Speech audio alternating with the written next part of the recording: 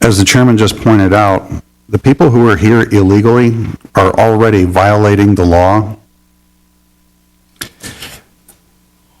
The biggest problem that we've had, speaking as one who has worked law enforcement, who's worked corrections, who's been down at the border, working the border patrol, or with the border patrol, the biggest problem has been the administration policies of senior administration officials, and it's going back decades, in not enforcing the laws and the rules that are on the book. Sanctuary cities are a blatant, in-your-face policy where it used to be something that was kind of under the radar. You know, well, we don't really have a policy about that. When I was trying to detain illegals out in California back in the late 1980s and 1990, they wouldn't come out and pick it up unless you had 5 or more of them. But we don't have a policy like that. It's not written. A sanctuary city is an actual policy that flies straight in the face of the law. A republic can't stand if it refuses to acknowledge and enforce its laws.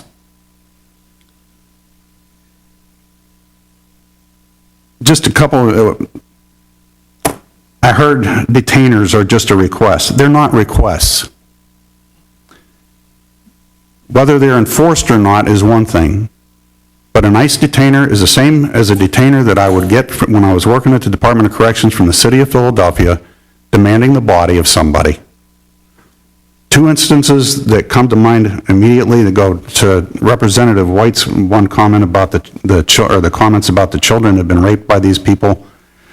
We had one individual that he maxed out. They were asking for, and he was flat saying he's going to go out and he's going to rape again, a child again, and he is not going to leave a witness. He was from Erie County, and he did just that. We had nothing on which to hold him. But both the Department of Corrections, OPR, professional responsibility, Erie County prosecutor, the state police, everybody was contacting the records office trying to find out if we'd missed something. Sanctuary cities just throws it up there and says, don't worry about it. We'll just cut them loose. The reason I left records and went into a uniform had to do with a guy named Bernardo Acevedo, Berks County guy. Warrant came, or I got a call after he'd left. We're coming to pick him up. So, what are you talking about? You're coming to pick him up? Well, we had a warrant for him. We had a detainer on him. Trust me, we scoured like crazy, both at the central office, down at the Central Diagnostic Center, and at our institution up at Houtzdale, looking for any record of that detainer. Fortunately for us, it was never sent. But our records people in the Department of Corrections are held criminally liable if somebody goes out and gets hurt on something like that.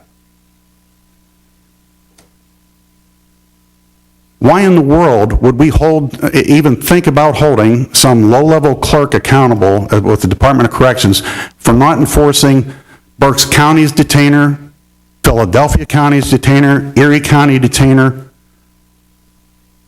Why would that low-level clerk be held criminally and civilly liable by the family members, and yet we're going to leave an entire city unaccountable?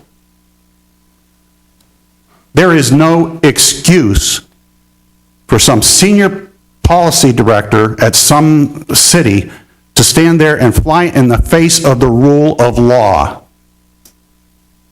That is exactly what this comes down to. The comment that if 10 are found guilty, if they're already guilty by their being here, if this prevents another rape, like that guy up in Erie County, if this prevents some other murder, which he tried to do, but thank God he was unsuccessful, then this is worth it. The rule of law and the rule of law and the understanding of what it takes to be a republic, that is what is important in this discussion. Thank you.